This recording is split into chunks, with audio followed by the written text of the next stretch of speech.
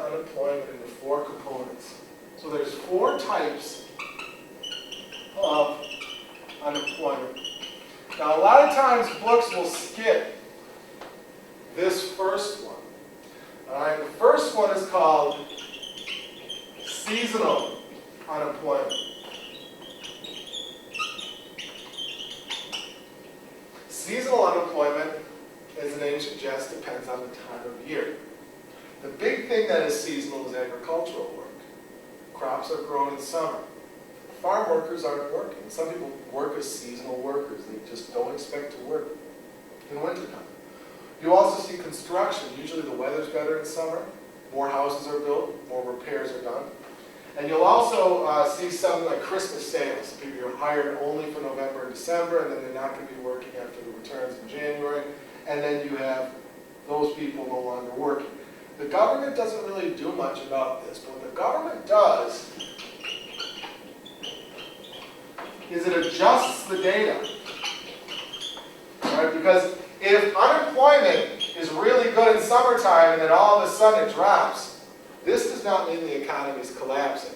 Because what's going to happen is that it's going to pick back up in summer. You see these little bumps in the data. Every year, there's going to be ups in summer and downs in winter, over and over.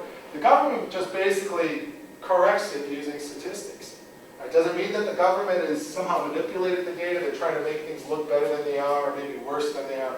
No, it's just a way to get rid of these ups and downs. Because if you're a business person and you see that the farms are laying off people, you're going to say, I knew that was going to happen. You don't want the numbers to reflect something you're going to ignore. So the government adjusts the data so that we don't ignore that. Or so that we do ignore something that we want to ignore. Now, the next two are things that the government can do a little bit about. All right? So one is called frictional unemployment. If you're ever taken a physics class, you know what friction is. Friction is like stuff gets, if you have a rough surface, you try to drive across it, your car's going to slow down.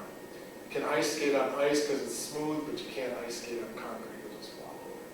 Friction just means that there's roughness when moving from place to place. And because nothing is perfect in life, there's always going to be some roughness when you switch from job to job. If you've ever gotten a job that you've quit a job maybe, or you got fired or laid off, you're not going to start a job the next day. Only in certain cases. Could people leave a factory and walk across the street and get a job at another factory? Usually there's hiring hurdles. You got to pass a drug test. You got to get your credit checked. Or they just tell you, start in 2 weeks. You might give a little bit of notice, but there's going to be a gap in it. You might be unemployed simply because it takes time to find a job. And you're not going to find a job instantly upon leaving the last one. The government doesn't really do that much to control this because that's just life. Now, the government can make ways to make it smoother to move between jobs. They can set up skills match services like Illinois Skills Match.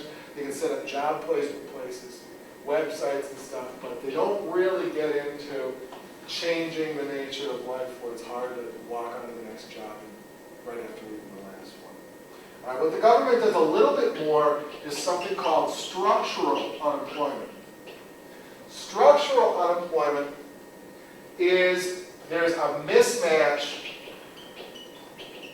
where the skills and the job don't match.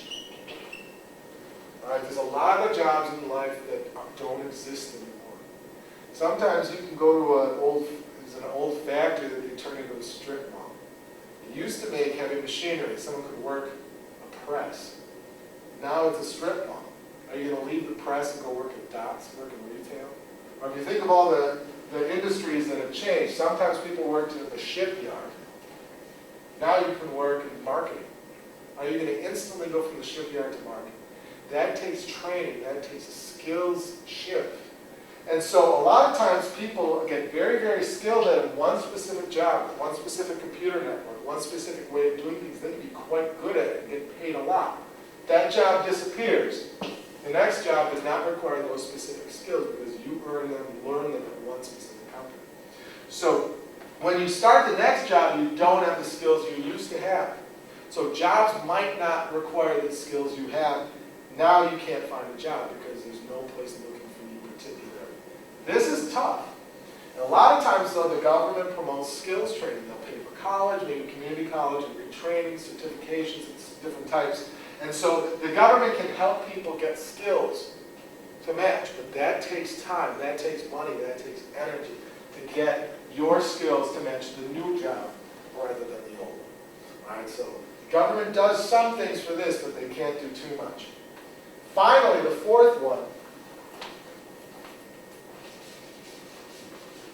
too tall to write that low. The fourth one is cyclical. Cyclical unemployment has to do with the ups and downs of the economy. Now, if you haven't talked about the business cycle yet, we've lived through a couple. Over time, oops, I did that wrong. Over time, GDP goes up and down. All right, so right before the Great Recession, the economy was doing okay. Starting in 2008, things got bad. Overall production in the economy dropped. Now it's sort of recovered, but it's not that good. But as GDP drops over time, people lose their jobs. Car plants shut down. Whole car plants shut down. Nobody's buying GM cars anymore. GM is not producing cars.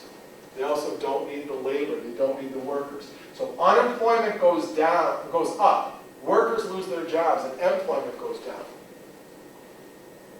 As GDP drops, people lose their jobs.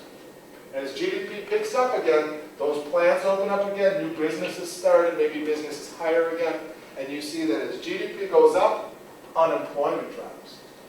And so there's a relationship, it's an inverse relationship between GDP and unemployment. As GDP goes up, unemployment goes down.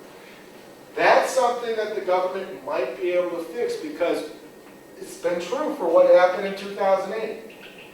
As GDP started to drop, people lost their jobs, the government stepped in, spent money themselves, used monetary policy, which you'll talk about, did all the things that a government can do to help keep GDP from going down too much. And so what cyclical unemployment basically says is that the ups and downs of the economy drive the unemployment rate. So what can the government do? Fix the ups and downs of the economy. And so the government can step in to fix this, thereby creating jobs in the process. Some people don't agree. Some people say the government should do nothing. But all of these four types of unemployment, this is the one that the government takes the biggest role on. We've seen it with stimulus packages where the government directly spends money. And we also see it with what is done with the U.S. dollar. Sometimes they call it printing money. Since 2008, the Federal Reserve has put a lot of money into the economy, hoping that spending will increase and people will get hired as a result. Right, so that's the fourth type of unemployment. That's the one, whenever we talk about fiscal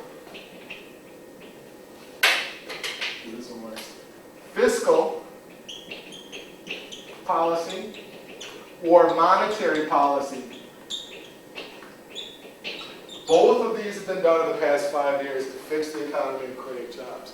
But that's the government's intention. Using those two types of policies, the direct result of trying to fix, or it's the direct cause of trying to fix the economy so that jobs are created. So that's why we care about unemployment. People are impacted, people vote, politicians want to improve people's lives, politicians want to create their jobs. We get one number usually for a country. That tells us if unemployment is lower, that's an improvement in the economy, an improvement in the country's economic performance.